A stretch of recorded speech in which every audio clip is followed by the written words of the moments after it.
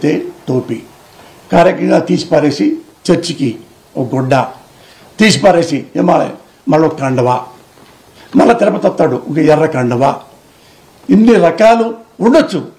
కానీ ఏ ఉద్దేశం ఉంచి జగన్ గారి మీద టార్గెట్ చేస్తున్నాం?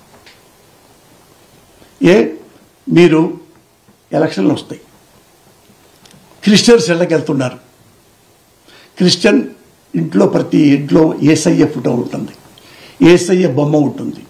మీరు ఏ అఫిడవిట్ లేకుండా డైరెక్ట్గా మసీదులకు వెళ్తారు, డైరెక్ట్గా చంద్రబాబు నాయుడు గారు దర్గాకి వెళ్తారు, డైరెక్ట్గా చర్చికి వెళ్తారు, క్రిస్టియన్స్ ఇళ్ళకి వెళ్తారు.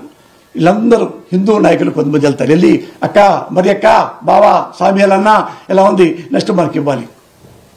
ఎప్పుడన్నా ఏ క్రైస్తవ సోదరుడైనా ఏవండి మా ఇంటికి వస్తున్నారు, మా ఇంట్లో యేసయ్య ఉన్నాడు, అవిడబట్ నాకు ఇచ్చి మా ఇంటికి రండి అని ఏ క్రిస్టియన్ సోదరుడైనా అన్నాడా?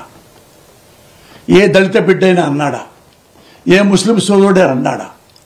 మీరందరూ డైరెక్ట్గా అన్ని ఇళ్ళకి కులాలు మతాలు ఏం లేదు, రాజకీయాలకు వచ్చేవరికి ఏ అవిటిపెట్టి లేకుండా మట్టి కాళ్లతో డస్ట్తో వెళ్ళి ఓట్లు అడుగుతున్నారే. అప్పుడు ఎవరన్నా అవిటిపెట్టి ఇచ్చారా? మీరు దేనికి అవిటిపెట్టి అడుగుతున్నారు? నేను నా భార్య భారతదేశం కాదు ప్రపంచంలో చాలా చోట్ల తిరిగాం మేము. నా భార్య అలాగే బొట్టు పెట్టుకుంటుంది.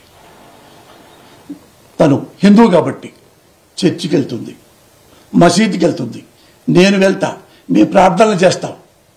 ప్యారిస్ వెళ్ళాం, డైరెక్ట్గా చర్చికి వెళ్ళాం, ప్రార్థన చేసుకొని వచ్చాం అరగంట. కాశ్మీర్ వెళ్ళాం, బిగ్గెస్ట్ మసీదు పెద్దది, ఆడికి వెళ్ళాం. నేను 10 నిమిషాలు ప్రార్థన చేసుకుని